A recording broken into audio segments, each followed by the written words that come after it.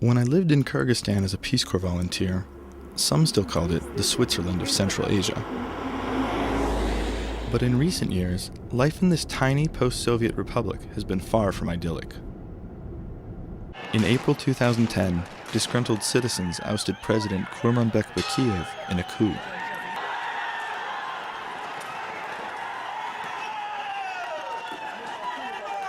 In the instability that followed, political violence in the north gave way to ethnic violence in the south between the country's Kyrgyz majority and its Uzbek minority.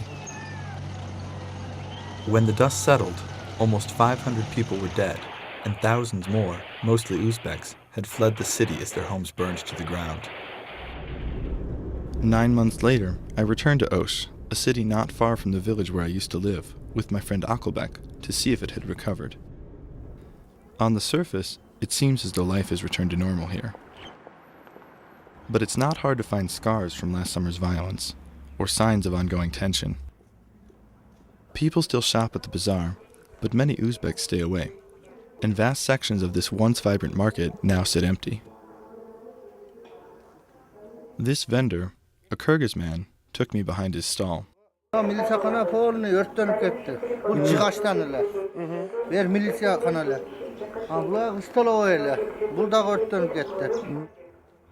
Business qanday?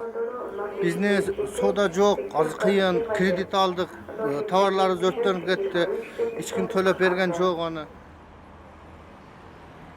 Outside the bazaar, Akelbek introduced me to his friends Bektur and Askat, a pair of law students, both Kyrgyz, who were in Osh during last summer's violence.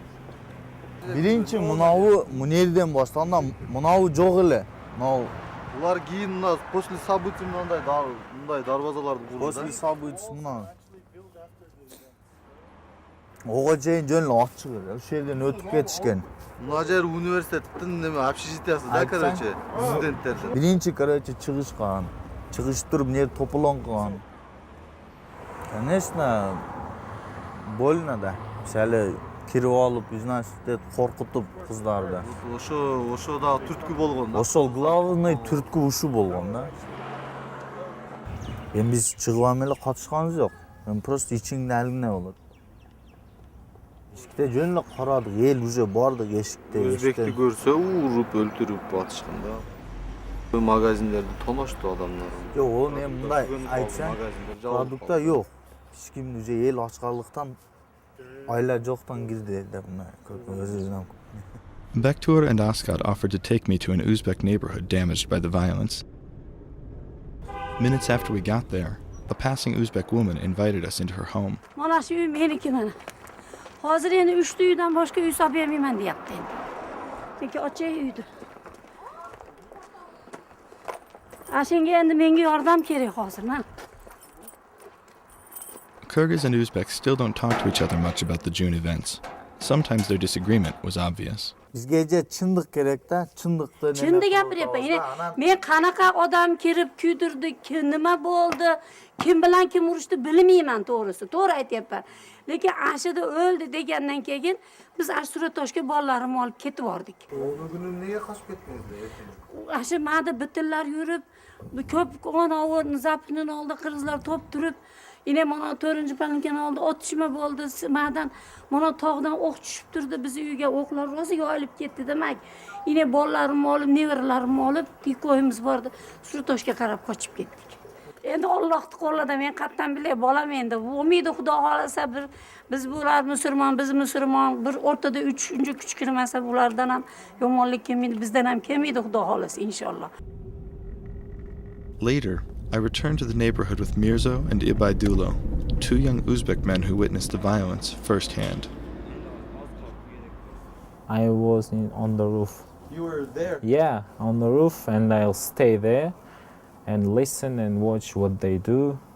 And after that, they burn my house, and after that, I run another roof. Before he went, he rebuilt his house. His house was new. He lives only 3 days in the new house. Although the majority of those killed and displaced in June were Uzbeks, many Kyrgyz feel violated too. Kyrgyz nationalists periodically protest outside parliament in Bishkek, disputing the claim that more Uzbeks died than Kyrgyz in Osh last summer. They've also distributed a CD containing disturbing images, like these, of bodies they say are Kyrgyz. The images seem intended to incite further violence. One video begins with the message, "Fear not, Kyrgyz. Osh belongs to us."